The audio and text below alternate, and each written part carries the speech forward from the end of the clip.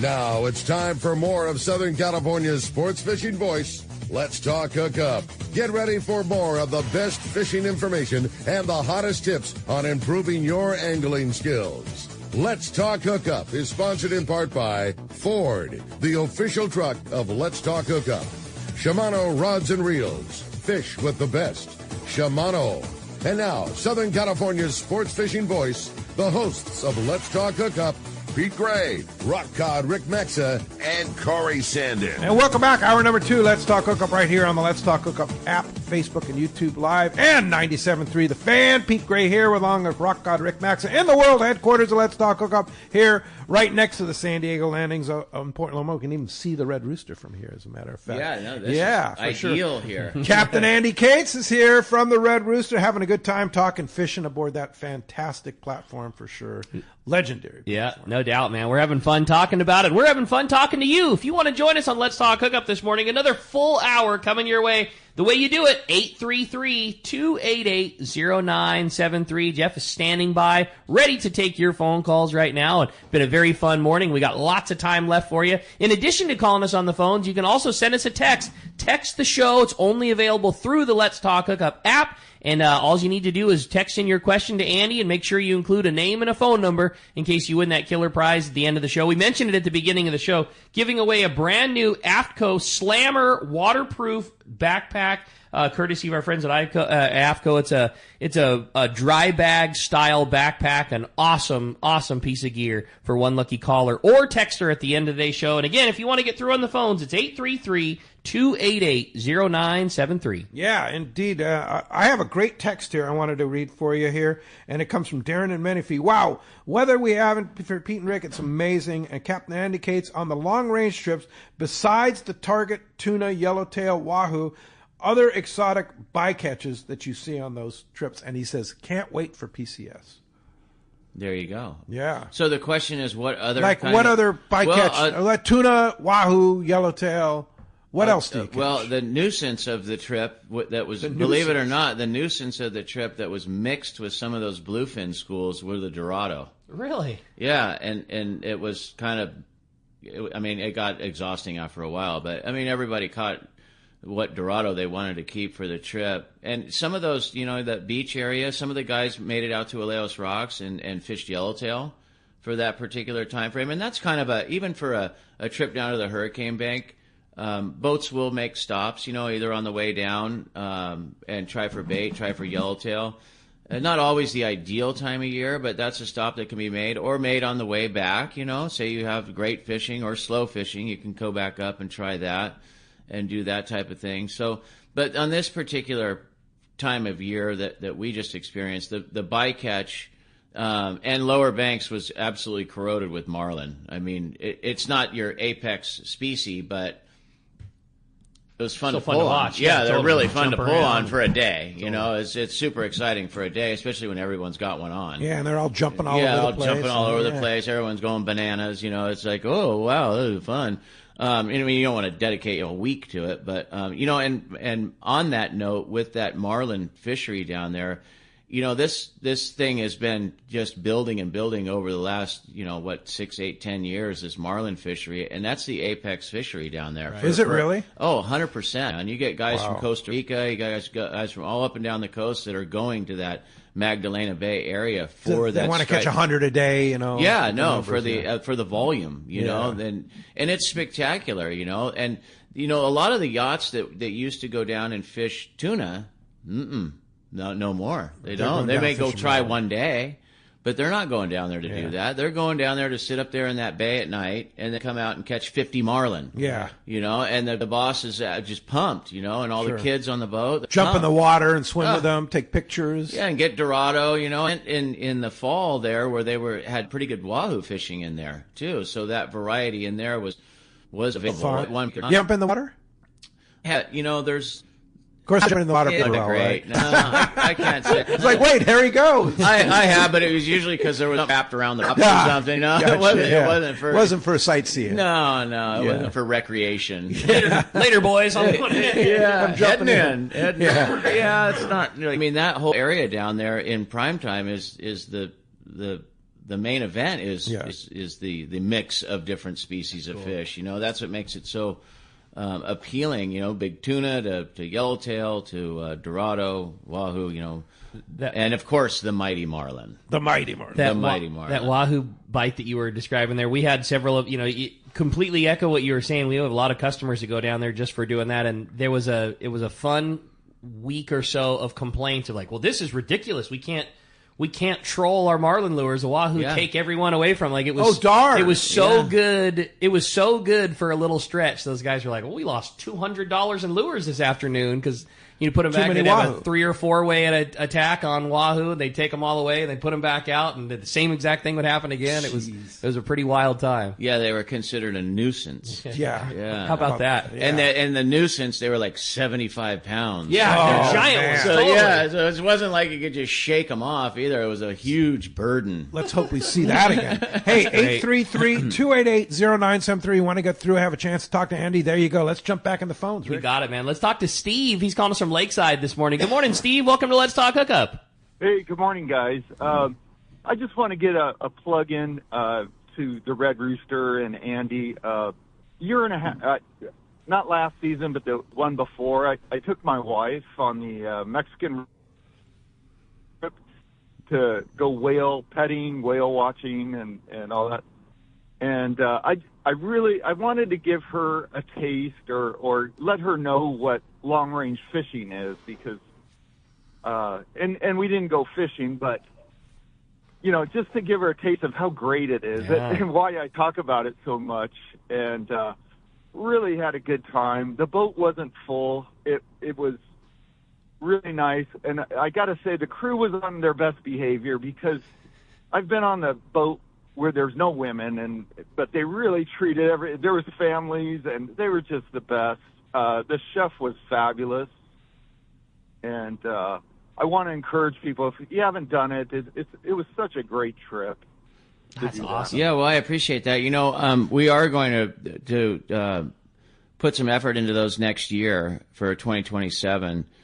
And get on that marketing plane as far as those go, because I think they're spectacular trips too. And you know, you mentioned women, but those trips, I mean, it got to a point where we had 2 ladies' heads and 2 men's heads. You know, you had to split it up because it was 50-50. That's great. And that was kind of the birthing of the whole thing. Was I got these fishermen that come out and their wives are at home. They don't want to go out and stomp around with 30 guys. You know, right. So it made it and the appeal was to take your wife out and go and get into a ponga and go pet whales, which is extraordinary. I mean, it doesn't, to the fishermen, it sounds like, oh yeah, we'll go check out some whales. But when there's 50 of them and they're pushing the ponga up out of the water underneath you. Because they're so friendly, right? Yeah, and you're petting them and hugging them. I mean, that's the apex, when you hug or kiss the whale. That's like, oh my God, you know, it's divine. It's a divine moment. But, that was something that I wanted to, and we did have a lot of our loyal anglers that brought out their wives just to come out, get that experience. Yeah, and get the feel for what the boat is and the amenities on the boat and how comfortable the boat is. How spoiled we are in the long range and then the girls would get off the boat and they'd be like, oh, I see. Really hard at it out there on the fishing trip. Yeah. Hardcore fishing trip, you right? poor thing. Yeah. You know? So, yeah, I get it. And that was kind of the idea behind that, was to let everybody get an opportunity to enjoy the amenities and that experience. So that's cool. Well, I'm glad you got a chance to go on that, Steve. Thanks a lot for the phone call. Thank you very much. You have a good text. I thought so. It says, hey, what a great show, guys. I've been intrigued by the Red Rooster 3 for many years, and I would really love to hear a little bit more about the boat. Andy, could you give us a little bit of the background of the boat, the amenities and the features? Everybody says it sets itself apart from the fleet. I was wondering if you could tell us what your favorite parts about the beautiful boat is. That's a good question. I mean, a lot of the boats, it's a Bill Poole built boat, so it's in a long line of long range sport fishers that are out of San Diego. This particular boat was built in '82, and it's a smaller sister to the Royal Polaris, and it was built for extended day trips, being up to 18-day trips. So the all the amenities and the comfort and the room that's available on the boat seats, you know, up to 31 people. On those longer trips, we take 23 people, so there's even more room. But the way that it's set up is there's 16 staterooms, so you get that privacy. If you're going to be out for even a week, it is a big deal to have a nice, comfortable stateroom downstairs or even upstairs, but downstairs. And the air conditioning and just the overall comfort is a big part of those. You're not exactly roughing it when you're out on the boat. But, I mean, there are periods where, you get into weather and it bounces around pretty good and this and that, which does make you feel like you're the mariner out there dealing with the elements. But, for the most part, in this day and age, a lot of these long-range boats, they cater to that. They'll try and stay out of the weather. We don't necessarily make an effort to pound through weather so that it's uncomfortable. Comfort's a big deal, just like I mentioned with the tackle earlier, that the comfort of the state-of-the-art tackle. And that's what we do with these long-range boats is we have state-of-the-art amenities on board that make it comfortable for people that come out and have a nice vacation. You got to remember, it is a vacation. It's sport fishing. You're not going out on a commercial death march. You're going out to vacation. You're going out to get a nice fish that you can get a picture with. It's like the ultimate vacation. Yeah, for I mean, really. It really is. You're supposed to get off the boat and be like decompressed. Wow, that was bitching, man. What a great trip. The first long range trip I ever went on was with Frank aboard the Royal Polaris, like long trip. And he said when he was one of his speech, he says, "Take your watches off because we'll tell you when to eat, when to sleep, when to fish." What an ultimate deal that is for somebody who's like running time all the time. Oh, I'm late. Oh, I got to be here. Take your watch off and don't worry about what time it is because it doesn't matter, right? Yeah, it really is a spectacular vacation. Yeah. Unfortunately, I do it for a living because I'd love to go out and do You're the one that has to have the watch on. Yeah, I'm the one that has to have the watch on. But the boat it's a really comfortable big boat and it's really nice. And the galley amenities are fantastic.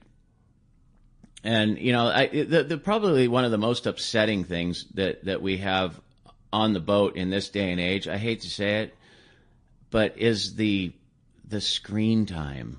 You get guys downstairs because you now have internet on the boat, and it's like we'll go to serve dinner and you got 23 grown men sitting there and they're all playing on their phones. It's like, oh my God, you guys, really go out and enjoy the air. Yeah, or they're all inside. And I'm like, hey, look at this out here. You got some whales breaching or some other stuff going on. And it's like, you're not ever going to get a chance to see this. It's grease calm and you're all playing on your phone. So, I mean, you can do what you want. That's fine and all. But I'll make announcements and say, hey, guys, get off your little phones, man. Yeah. Come on out and check this out. It's a beautiful day. And there's calm. I mean, it is a nice tool to have, especially if guys are doing business. They pick up emails. Stay in touch at home with that WhatsApp is awesome. Yeah. But enough's enough. The plague of society. Hey, I have a great text here from Gwen. Let's see, it's Aaron in Santa Barbara, and Aaron says, "What are some of the mistakes you see made on long-range newbies, and how do you avoid them?" The biggest mistake that I see people do is they treat a rail rod like an old harness rod. The rail rods are. Like, for instance, the first thing the guy does is he gets a bite, he winds down, he puts it in gear, and then he goes for that rod belt. And he loads that rod up so bad that it ends up yanking the hook right out of the fish. The rail rods have been made so that you fish them under your arm. That's how you fish a state-of-the-art fishing rod. And it is one of the biggest mistakes that people make. And it's the most irritating thing to me because I'll be screaming from down the rail, don't put it under your arm, put the rod under your arm. But it's just human nature. You want to wind down and you want to swing, but that's not how we do it, man. You wind down, get it tight, raise the rod tip, leave it under your arm, and let it run. Let the fish run, and then it self-sets. Yeah. And you're ready to go. But, I mean, that's one of the Don't need the big Joel Ralston swing. You don't need the big Joel Ralston swing. No, you don't. And the same goes with a lot of the other species, especially with wahoo fishing. I go through a pretty extensive seminar on technique, and etiquette. Etiquette's another thing, putting your gear away properly, stowing your gear, stowing the hooks, making sure that it's safe for the rest of the anglers on board. Casting etiquette, watch the lure, make a call sign as you cast out. So there's a lot of things that aren't so much based on terminal tackle and and technique, but etiquette is a big part when you're fishing with other people on board. You don't want to be that guy that is considered dangerous on a sport fishing boat. You don't, people will look at you and go, "Oh boy, that guy's dangerous, steer clear." That's not what you want to be. You want to be the guy that's following procedure and etiquette and learning from other veterans on etiquette, how to stow and store. It's Man, you bring up such a great point that gets overlooked so much. I mean, just stowing and storing. I mean, how many times have you had a guy walking down the rail and somebody had a marauder hook flopping around or a jig that was attached to an eye and an under over, let me slide by it, and all of a sudden somebody's scraping their back because there's a big hook point exposed? That it's got to happen all the time. Yeah, or getting impaled by it, you know. And another thing is that now with the trolling lures, you've got those nomads. Mm-hmm. When we're fishing wahoo, you got these nomads, and those hooks are deadly sharp. And you look at it wrong, and it tries to go in your skin. So there's a lot of stowing on that. That's a good call, as well, and it'll eliminate a lot of problems. And immediately what it does is it starts animosity, too. If you're not stowing your gear properly after a long seminar on how to do this, then people start pointing fingers and this and that. But then they learn and go, "Oh, yeah, you're right, man. This makes sense." The other biggie is the 8-ounce sinker that you leave on the hitting the side of the boat. That's where I come by and cut them all off, and then I put them in the bucket, and then you can, come back and you can actually repurchase your 8-ounce sinker on board the boat, at any given time. The shop's open all the time. All the time. Yeah, that's great. You can. It might not be on the rod and reel anymore, but it's available. It's available. Yeah, you can still get for it a price. Yeah. Well, let's jump back on the phones. 833-288-0973. Jeff standing by at the fan. Hills and Ventura, you're up next on Let's Talk Hookup. Good morning, buddy. Good morning, you guys. Thank you. Great show. I have ridden with Andy at 2 different trips. They were like Father's Day specials. This is a long time ago. And in any case, I have 2 questions because I know Andy's going to dodge the one question. But one question is, when there are seiners around you, are they ever cool? I mean, if it's not Aaron Barnhill, are they ever cool about it? And then the other question was the origin of the Red Rooster 3. Like, is Lee Palm a redhead? Or, but the origin of the name Red Rooster 3, I'm wondering. Here's a dandy for you. Lee Palm, believe it or not, the Red Rooster came from the Korean War. The guys were in the Korean War, and there was an opium den in Korea, and it was called the Red Rooster. Ha! No way. Yeah. So that's where that came from. And as far as the seiners go, we've had a long history with, and it wasn't always a great history with the commercial fishing fleet in Mexico, but they seem to take less. There's less and less. How should I say it? There's less and less seiners in the territorial waters now. Most of the fishing's done outside of 12 miles, and a lot of the fishing that we do is inside of 12 miles, so we don't see as much seiner activity as we do. You remember hearing about the trips where we're at the Potato Bank, and here comes the seiner, and he just about wraps the boat, and it's like, oh my God, it's kind of a scene. But a lot of that fishery now the guys are doing outside of territorial waters. And this relationship that we have with Aqua Farms is good, and they regulate what they do, and we share information. There's a lot of sharing of information these days because it's so easy to share information. Our overnight fleet here out of San Diego, I mean, those guys that run those boats, they talk to each other regardless of code group or this and that, Sure. And the information is information abundant. Is key when it's you're fishing. Abundant, and that's why you always see, you'll see an area of fish pop up, but it's detrimental that they all get a piece. Everybody just wants to get a piece, and of course there's going to be one guy that gets more than the other. But the fact of the matter is, as long as everybody gets some, that's what it matters. And you're always you don't need a bunch. You just need some. No, but there's always going to be a highliner, and that's just the nature of the sport. But the fact is that as long as everybody can get some, and that's kind of what the industry is going towards, that direction. Everybody just wants to get a piece. So for sure. Hey, I have a little bit of long text here from Santos and Escondido, but it's a good one here. It's got a lot of questions. Good morning, guys. Always tuned to the show. Question for Andy. On a long-range trip, 6, 8, 10-day, I enjoy fishing the spinning rod. On the bow, throwing stick baits and poppers on the surface for yellowfin and yellowtail. The last trip I went, I got popped off a couple of times on a big yellowfin. I typically use 65-pound Spectra and a 3-foot top shot of 50-pound fluoro. I adjust the drag for the line that I'm using. Do you have any recommendations to keep me from getting popped off? I would have to guess that you're swinging. As soon as that thing hits it, you're swinging. What you want to do is wind through it.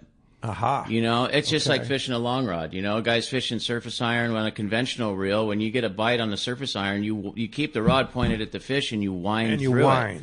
Yeah, you whether wind. It's a spinning reel or a I mean that might be why you're popping them off, is because you're watching it and you're spinning, and then you see one come up and hit it and you yank it right away from them. You know, just keep the rod pointed at it, even on the spinning reel. Either lower the rod tip down a little bit and keep turning the handle, and they'll grab it and change direction, and then you'll have more success. Yeah, and a better hook set. Absolutely, man. Yeah. That whole wind down and swing thing, no. It's not happening, man. It's not. Just wind. Yeah, you turn the handle, wind through the bite, and you'll have success. Good. That's a really good suggestion. Hey, I had a good text come through. It says, "Good morning, guys. Which unique long-range destination does Captain Andy most enjoy getting to go fishing? I know you do trips of all lengths. What is the spot you're most excited to get to go to?" I like going to the Ridge. Okay. Yeah, the Ridge offers a lot of areas within an area that are all achievable even that day or by an overnight travel, and the variety down from a 80-pound tuna to a here to find out this year 100-pound wahoo. Yeah, totally. 100 wahoo. Yeah, the searcher got a fish that was 5 pounds. Alan Lindbergh got a 96-pounder or something. Well, a lot of big ones on the Rooster. We had a couple in the 90s. We had one that was 97. But I mean, this was some of the best fishing that I've seen at least 10 years as far as grade and here it all comes down to we were fishing. You know, that wasn't your fish. That was kelp fishing. You know, that minus what you saw down in the marlin grounds, but that was just that huge volume that came up and spread out all over everywhere. There was some on the shallows, but the majority of it was right off on the fathom curve. You know, in that pristine water. It was spectacular. And kelp patties too. Yeah. Well, you remember the years prior where we were northeast of the rocks by the Rosa Bank, and we were it was kelp patty fishing then, and that was, I mean. Thinking back on it, I don't even know how long ago that was. It was, 15 years ago. So that is where we found not only the numbers but the grade. The grade. This was spectacular. Yeah. This year was spectacular. Alejos, not so much. There was a couple of stints early in the year at Alejos Rocks on stock grade fish, and a 35-pound wahoo is a beauty. I'll take that. I love a 35-pound wahoo, but when things get ramped up and all of a sudden the average fish is 75 to 85 pounds. Crazy. Yeah, it's really something. Yeah. Really something, Really man. cool. It was spectacular. This year was spectacular. If we saw anything like that again next year, it would be monumental. Yeah. Well, with the predicted El Nino here, maybe we'll have them right in our backyard here. We may.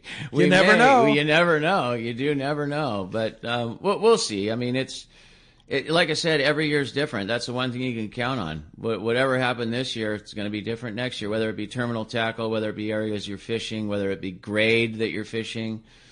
I mean, it's all relative. A 25-pounder, but a 25-pound fish on certain days is...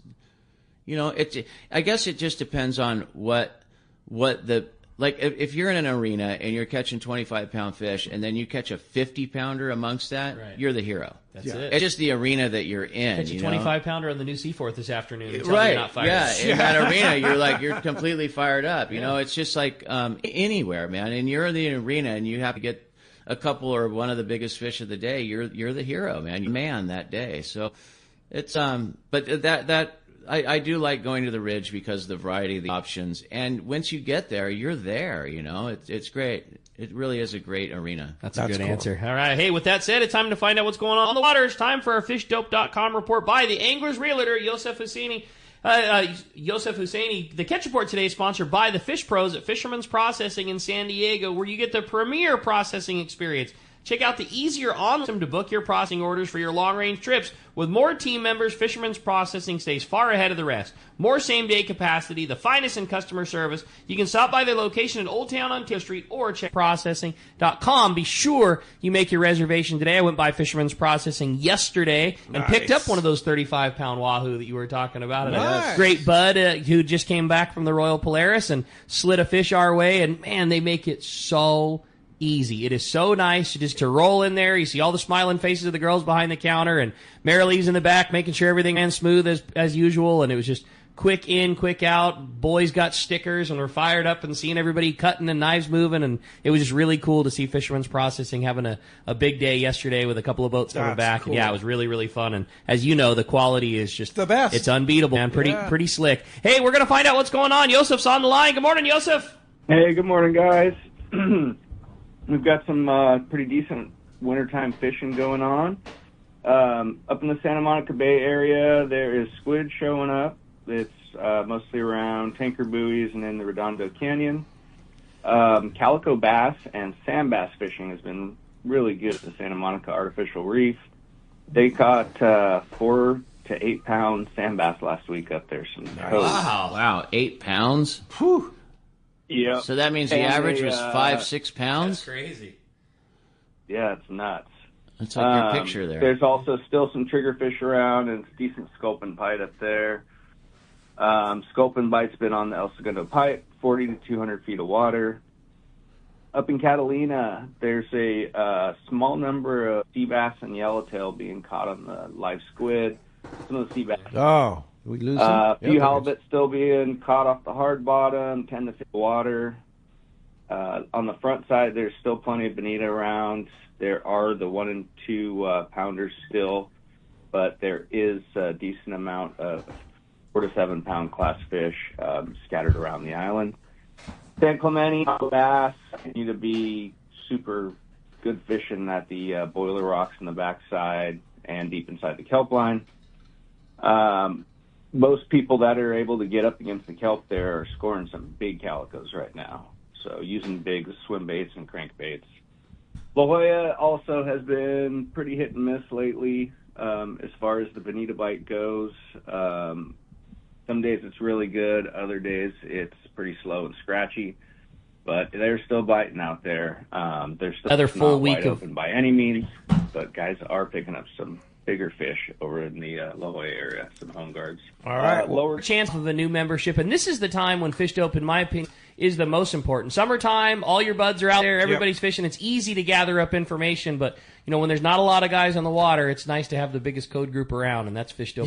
Yeah, and then, of course, for real estate, nobody's better than Yosef Husseini. He is the best when it comes to real estate in the county, and just go and search for him and get on it, and you get a free home eval of your home, no obligation or anything, and that's always great. But thanks to Yosef. Sorry we had issues with the phone there, maybe some cell internet connection issues, and we'll talk to Yosef and the fishdope.com report next week. There it is. Hey, I want to remind you, it's sponsored part by Gamakatsu. They've got an amazing line of fishing accessories that are now available that includes fillet knives, everyday carry knives, those great G-boxes and bags to store all your tackle, the ceramic braid scissors and more, along with the best in freshwater and saltwater tackle and hooks. And it's all available at your local dealer, or you can check gamakatsu.com. All right, very good. All right, well, hey, we were having some internet issues today, and we apologize for that. So, but we'll get Yosef's report again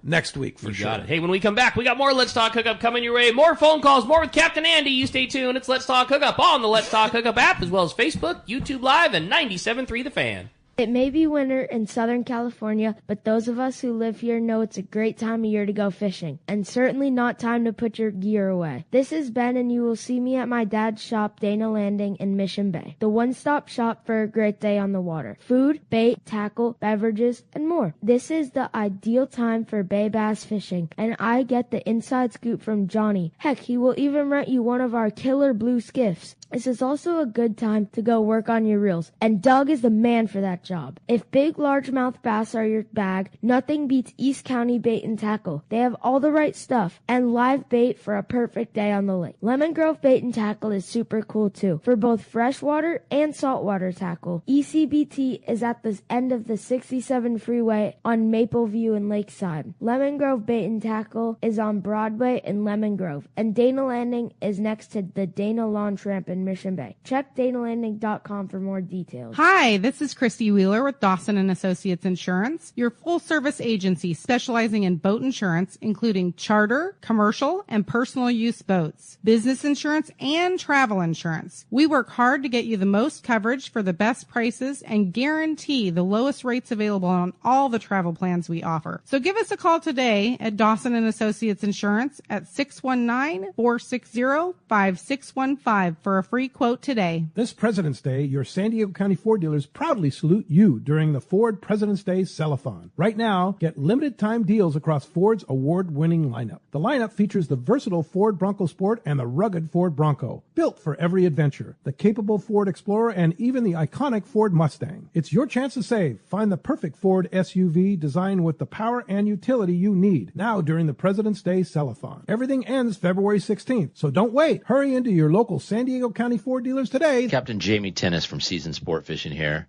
For the past few seasons, a dart-styled metal jig has come into play in a big way for tuna offshore or even rockfish down deep. AFCO's crossbreed jig has quickly become the go-to for many since it came onto the market. AFCO's crossbreed jig is good to go right out of the package with a 4X treble hook, heavy-duty split rings, West Coast colors, and sizes 60 gram to 120 gram. Pick one up today at your local tackle store or learn more on AFCO.com.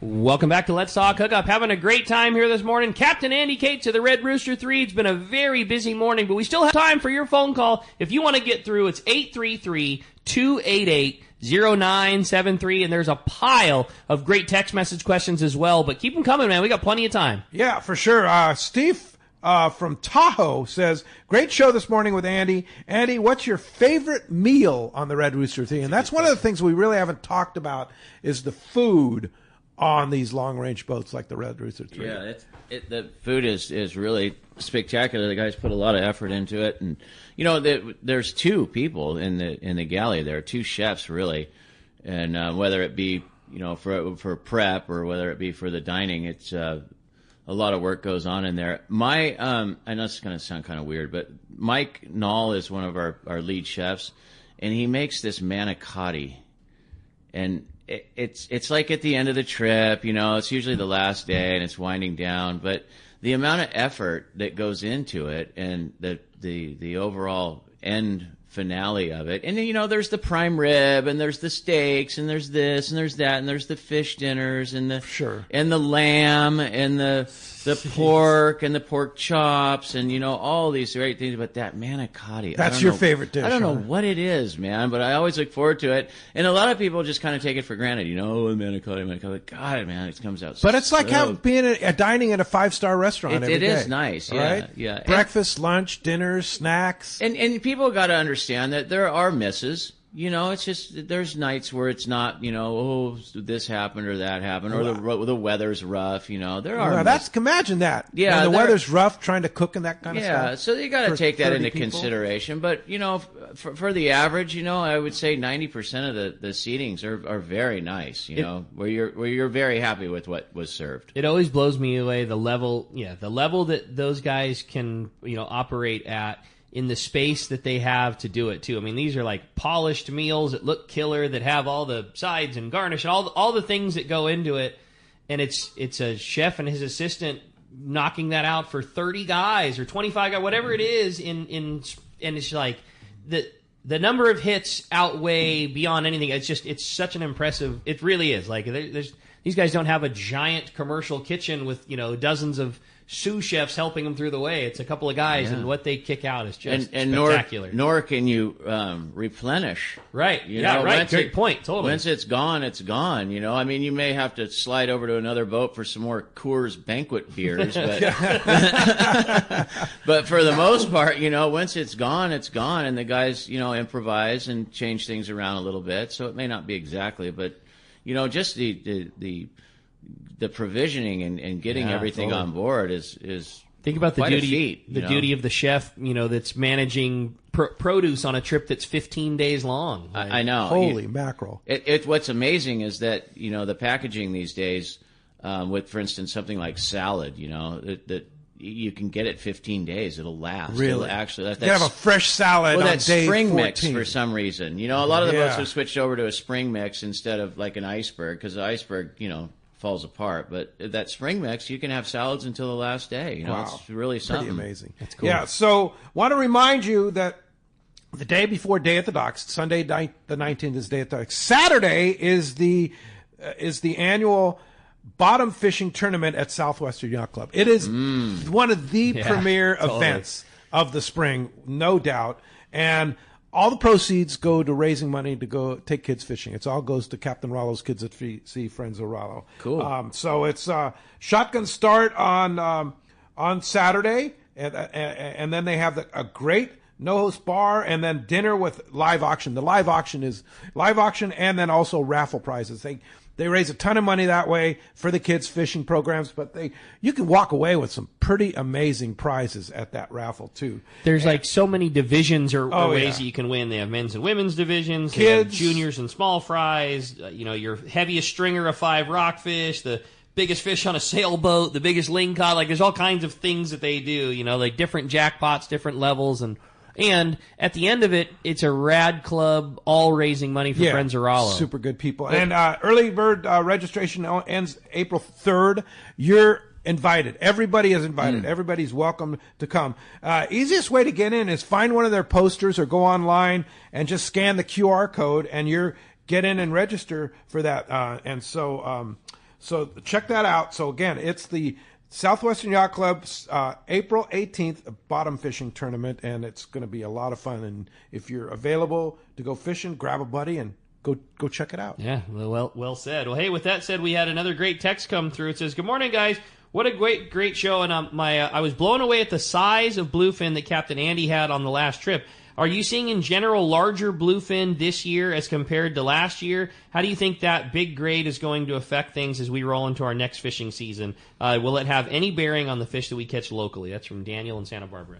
Well, you know, that's a good question, because there's been big fish seen so far this year, anywhere from the 32 line down. So there's, you know, a long line of it. That particular area down there was concentrated, so it was quite a sight to see. But, you know, maybe this year we will have more fish that are in that bigger range. You know, I don't know, because last year it seemed a little lean. Right. You know, there was a couple of hits for sure, but it did seem a little lean on that trophy fish. And I'm not downgrading an 80 to 120 pounder. I mean, that's a beautiful fish and a trophy in that arena. Once again, you gotta put yourself in the arena, but. You know, it's impossible to tell. I mean, I could sit here and say, yeah, and then, But, you know, that's what makes this whole thing so, inspiring and so attractive, is that you just don't know what's going to happen, and you don't know when it's going to start. You know, there was been years where the guys have started fishing in April, and maybe with weather permitting, we'll see that this year, and give guys a chance to spread their wings that time of the year. Just have an early season, mind you. You know, that might be when the bigger fish are around. I have no idea. You just got to pay attention to what's going on some of the reports, you know, as the boats are going. A lot of the boats are doing maintenance right now, but they're going to be ready and geared up for April, and hopefully to get some boats out during April. And then May seems to be a pretty popular month for this fishery. So you'll just have to keep in mind there.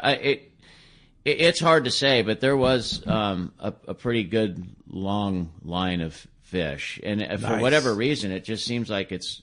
I mean, I hate to say it. Well, I don't hate to say it, but It love seems to like see there's more and more, man. It's crazy. Better this year than last year. I don't know. I'm not going to. There was a lot of fish around last year. There was a lot of fish around there. Let's just keep it coming. Yeah, I mean, it's just hard to put your foot down on any of that. But it's as of right now, with this spectacular weather permitting is one thing too. You know, you got to remember that if weather gets poor, fish go down. Right. You know, it's just the way it is. You know, but weather permitting and a good stretch in May and June, and you may have an opportunity to catch a big tuna. Yeah, for sure. Hey, John from Mira Mesa says, I always love nostalgia whenever Andy's on the show. May 1st, my first 5-day trip was with you on the Red Rooster many years ago. It was with Russ Iser, and he was on the boat with fishing Bonita Cedros, fishing Guadalupe. Have great memories of that experience. Also bittersweet that we no longer have Chef Frank and Russ around. But you remember that long time ago, fishing with Russ Iser way back, or was that before you were on the? That was probably before I was there. How long have you been on the Rooster? Since 92. 92. That's a long time. Yeah. Yeah. Yeah, it is. And Russ I don't want to date myself. Yeah, but, Russ was around back then. Oh yeah, and, no, for sure. Yeah. You know, Steve comes out, and Jim come out, and we do a couple of Iserline trips with them. And Steve's doing great. Yeah. So did you start as captain on the Red Rooster? No, I was 22 years old. And deckhand. Yeah, I was deckhand. Yeah. And and who was running the boat then? John was Grabowski. Oh, Grabowski. Yeah, he ran the boat from 92 to 95, and then Gribble ran the boat for a little bit, and then then I moved in. So the timing was good. Yeah. Yeah, it was terrifying. It's terrifying. Yeah. I love that. Yeah, it was. It was a kid. Man. It was terrifying. You know. And so you took over. How old were you when you took over? 27. 27. Yeah. Wow. Yeah, like I said, There's a lot of eyeballs looking up at you. Yeah, I was like, oh my god, who's this kid? As a lot of the young men that are involved in this, they all have that same introductory, that same beautiful introductory, like their first trip, whether it be on, you know, the New Loan or you know, any boat in the fleet, man, it's just as terrifying. Yeah. So where did you start? Where did you start your well, my dad career? owned the New Loan. Him and Buzz Brizendine were partners with the Nick Prowler. Cates. Yeah, Nick Cates. And so as I was growing up, the New Loan was used as disciplinary measures. Disciplinary measures? Yes. Wait a minute. Explain that to me. Yeah, all I wanted to do was surf all summer, and then if I didn't get the average was so every week during junior high, I had to take a progress report. Every Friday, I would take a progress report to each teacher, and there were 6 classes, so I had to take it. And if I didn't have a C in the grade or a satisfactory in the citizenship, the board was going back to Sun Harbor locker. Whoa! Yeah. So every week was just like, and then you were condemned to the New Loan. Yeah, they're either condemned or just no board. Oh, just no board. Because it was off season, just no board. So that was a disciplinary move. And then if we had severe issues, then it was summoned to the boat in July. Great. Yeah. Wow. Yeah. And worked the deck. Yeah. Oh, yeah. Absolutely. Yeah. Well, good for us that you were sub-satisfactory. Yeah. No, I made it. I made it. The C and I tried everything. Like I'd get a C minus and I'd put a plus on there. You know, just a modification. Yeah, a little modification. Yeah. The hard part was when it was a U instead of an S. First, it was like hard to modify that. You know. Yeah, that's rough. And you grew up right around here in Point Loma. Yeah. That's great. Yeah. When my dad had the Fish and Fool, he had the Fish and Fool first, and then he had the New Loan in partnership with Buzz. He had the Prowler. At that time, in 7th grade, I lived over in Bay Park. Okay. And went to PB Junior High, and then went to Mission Bay High. But there was a couple of intern schools. One of them was Keeler Middle School. It was over by Lincoln High. Because I had such a hard time getting to the school. That was the hard time because your dad was out on the boat. End up at PB Point, down at PB Drive. Surf you know, was good. Gotcha. Deviate. Yeah. So he goes, okay, let's see how you deviate when we bus you down to Encanto. And you can go to Keeler Middle School for that. So ironically, it went from four Fs and 2 Ds. and 72 truancies to all A's and B's. That's great. Imagine that. He's like, so let's just say you do walk off this campus. Where do you think you're going? And in the 80s, the early 80s, that area down there, it was a little rough, a little rugged. Yeah, Euclid was a little rugged for a little skinny white kid running around. But you turned out pretty well, Andy. Yeah, everything. Nick did a good job. He did. It was a struggle for him. Yeah, it was. Well, it's hard because he's on the boat a lot. It was hard. Yeah, it's a great story. Yeah. It was hard. Cool story. And you're still surfing today. Oh yeah, I'm about ready to get geared up. I just picked up a new board yesterday from Bill Menard. Nice. Yeah, so I'm gonna go head over the hill here and give it a whirl. Yeah, there's some surf. I mean, look at the weather. I know. Crazy. We took the boys down to the pier yesterday, man. There's some real surf going on. Yesterday was really big. That was pretty fun. Yeah, yesterday was like, oh, and the wind got on it pretty early, but yesterday was big. Today's going to be a little bit more manageable. Yeah. Yeah. Hey, Sharice and Hunting Spade says, good morning, guys. Great show as usual. I'm booking a trip for my birthday in June, a 3-day on the Red Rooster. What can I expect to fish on that trip? Well, that's when we were talking about that nighttime fishing. That's been pretty prolific in June, and there could be possibilities of daytime drifts as well. But at that time of year, it's generally bluefin tuna. And there may be a chance at some small yellowtail on kelp patties, but that's an offshore arena. And this may be the trip where you go out and you catch 100-pound bluefin. Yeah, and then you get your camera ready, you put it up on the scale, and then you get home after your 3-day decompression, get away from work, and then you can show everybody at work what your mighty catch was. And let's just say it's a 50-pounder. Beautiful nonetheless. Yeah. Nonetheless. So, I would expect to do an offshore type fishing trip, and I hope, like everybody hopes, that you leave the dock and you have flat calm weather for 3 days. That's it. That would be beautiful. That's sometimes challenging in June.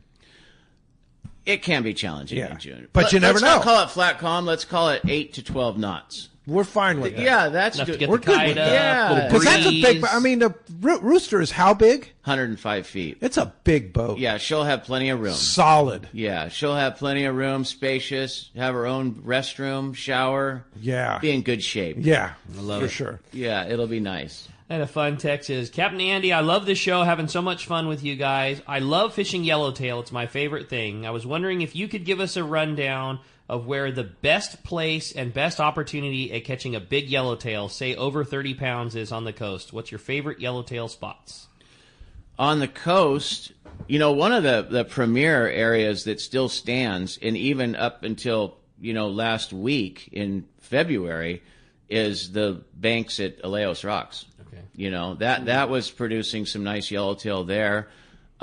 Anytime in the early part of the year along the ridge, you've heard of the 13 fathom, the 23 fathom spot. Anytime June, July, when the water's still cold, that's where we have seen some of the most spectacular yellowtail fishing from top water. And then along the beach up there, you've got other areas, meaning San Pablo, and then down below Natividad and some of those areas that are available down there. But the yellowtail thing, for the most part, the best time of year on the ridge even is July, August, and then that fish starts to move up off the ridge because it gets hot. As the ridge gets warm, people always say, we're catching wahoo, but how come we're not getting any yellowtail?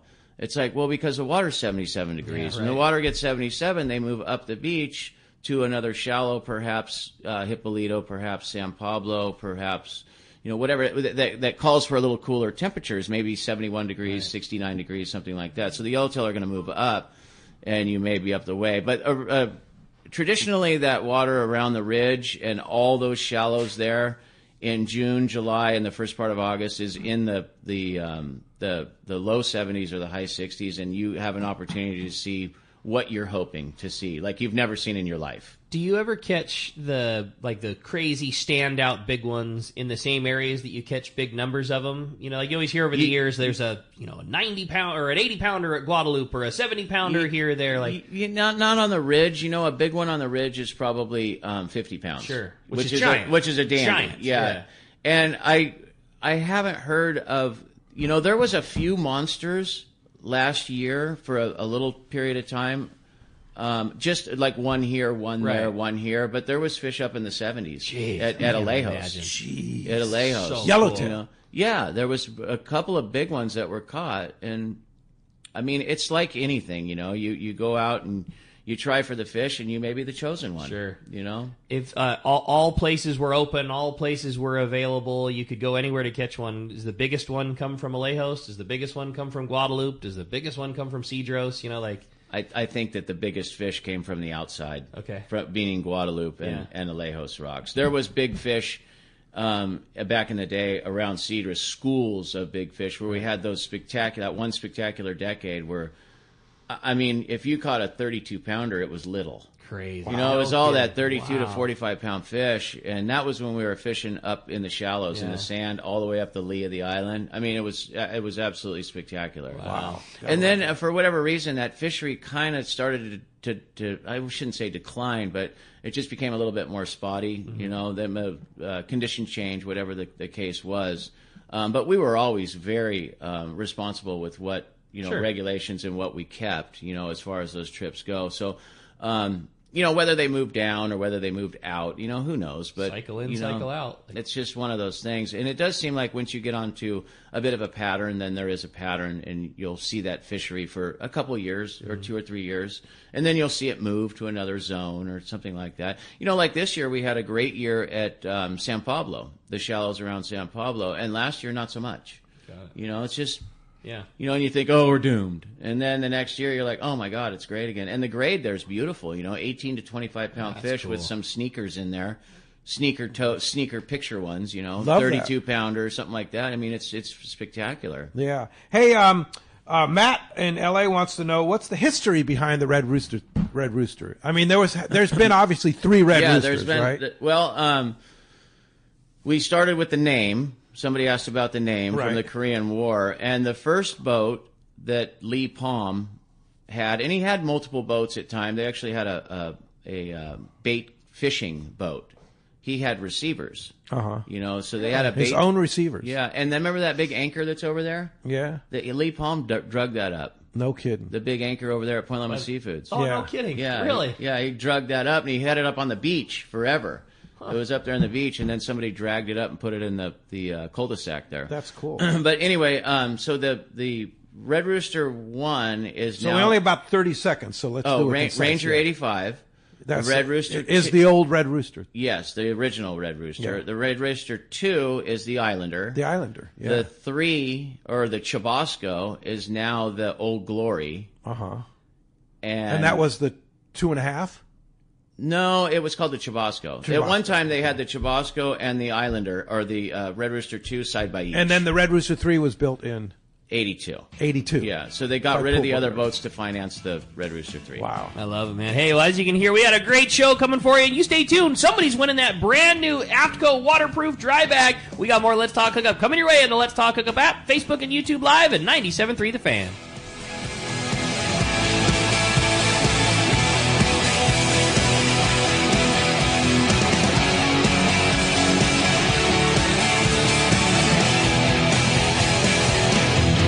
Everyone has their go-to fishing spot. My spot is Kingfisher Charters in Sitka, Alaska. Rock Cod Rick here to say if you're looking for the ultimate Alaska experience and the best value in Alaska, it's Kingfisher Charters. Owner Seth Bone and his crew consistently deliver deluxe accommodations, the finest food, world-class fish processing, and top-of-the-line fishing experience. We've literally sent hundreds of our listeners to Kingfisher, and they all can't wait to go back. Most Alaska resorts make big promises, and they don't deliver, or they'll nickel and dime dime you to drive up the cost. But not Kingfisher. Everything is included. Your license, fish processing, super deluxe accommodations, amazing food, airport transfers, your gear. Literally all you need to bring is your layer clothing, and Kingfisher covers the rest. They also have the finest boats and charter captains in Sitka, all for the ultimate value. Take it from me. Book your trip to Kingfisher Charters and you'll thank me. Kingfisher Charters. 800-727-6136 or check kingfishercharters.com. For local or long-range fishing, we have you covered. Hi, this is Doug Kern from Fisherman's Landing Tackle, the saltwater tackle professionals. Being a part of the San Diego Sport Fishing Landing gives us a distinct advantage when it comes to getting you on the latest and hottest tackle for your trip. Our expert staff knows exactly what you need for your long-range or local trip, and we will not sell you something you don't need. We carry a huge inventory of the right tackle. So visit us at Fisherman's Landing Tackle at Fisherman's Landing in San Diego. The name that stands out among anglers is Fisherman's Landing, your top choice in local and long-range fishing. Our hardworking crew will make your fishing experience one to remember. We offer the finest open party trips from 1 to 3 days, the best charter boats available, and of course, our world-renowned long-range fleet is second to none. All our open party trips can be easily booked online at fishermanslanding.com or give us a call. I'll see you at Fisherman's Landing in San Diego. Adding a fish finder to my fishing kayak completely changed the way I fish. I'm Logan from Fastlane Kayaks, and I've been fishing from a Hobie kayak for over 4 years now. For about half that time, I was fishing without a fish finder, and trust me, it's called fishing blind for a reason. But don't just take my word for it. Here at Fastlane Kayaks, we've been installing and using fish finders on Hobie kayaks for over 25 years. Over all that time, we've done our fair share of trial and error to find the best mounts and methods for rigging a kayak. So instead of trying to learn 25 years of experience through endless YouTube videos, just drop your kayak off at Fastlane. Every Fastlane install is clean, user-friendly, and built to last in real saltwater conditions. One way we do that is by housing all the fuses and electrical connections inside a small waterproof case. Keeps everything protected, organized, and easy to access. Whether you're looking to add a fish finder, install a motor, or upgrade into a brand new fishing kayak, come by Fastlane Sailing and Kayaking in Mission Bay or give us a call at 619-222-0766. The reels that Southern California anglers have been waiting for are here. Shimano is proud to introduce the all-new Talica 40A and 50A reels. The Talica series is Shimano's flagship 2-speed lever drag reel. It sits at the very pinnacle of the offshore world. Shimano has increased the fishability of the larger Talica models by reducing rotational resistance at high drag and improving durability in critical positions within the reel. The all-new Talica 40A and 50A now boast Infinity Drive, which employs 2 drag washers housed on the side of the reel, allowing for an ultra-smooth, powerful drag system, while at the same time increasing winding power under a load by as much as 40%. The new Talica is built around a more compact, cold-forged machine aluminum one-piece frame. Plus, there's also a new higher high gear, built with a Southern California angler in mind. The new Talica 40 and 50A are available now at your local Shimano dealer. Welcome back to Let's Talk Hookup. Having a great time. Okay, it's time to find out who's got that killer AFCO waterproof dry backpack coming their way. Andy's going to flip the prize coin here. Oh, boy. Let's see if we have a caller or a texter. Go ahead, Andy, do us the honors. Pressure's on. Ooh, nice flip. We have a caller today. Congratulations, Steve in Lakeside. You've got yourself a brand new AFCO Slammer waterproof dry backpack, courtesy of our good bros up at AFCO. All right. Yeah, that AFCO stuff is just unbelievable. And check it out, nice. AFCO.com. And hey, Andy, thank you so much. Fun. Always a pleasure and just a riot having you on the show here. If somebody wants to ride the Red Rooster 3 this year, are there spots available in summer and yeah, such? There are some spots available on certain trips. And then preseason, June, there's some 3-day trips that are available. But like I said, we should have electronically, we should be available here shortly. But if not, you can call the office at 619-224-3857. And Maria's there. Maria's awesome. Yeah, she'll be. She's there 5 days a week from 8 to 4. And then Red Rooster, the number 3.com is the website. It's yes. Red Rooster, the number 3.com. Hey, thanks, Andy. Hey, thank you to Jeff and Adam for manning all the technologies there. And thanks to you out there. Next Saturday, Captain Tim and Duke Ekstrom from the Royal Star will be here. And then Sunday, Ollie and Chris from Blue Sea Stabilizers and BD Outdoors. Thanks for listening today. We'll see you next week right back here on Let's Talk Hookup app, Facebook, YouTube Live, and 97.3 The Fan.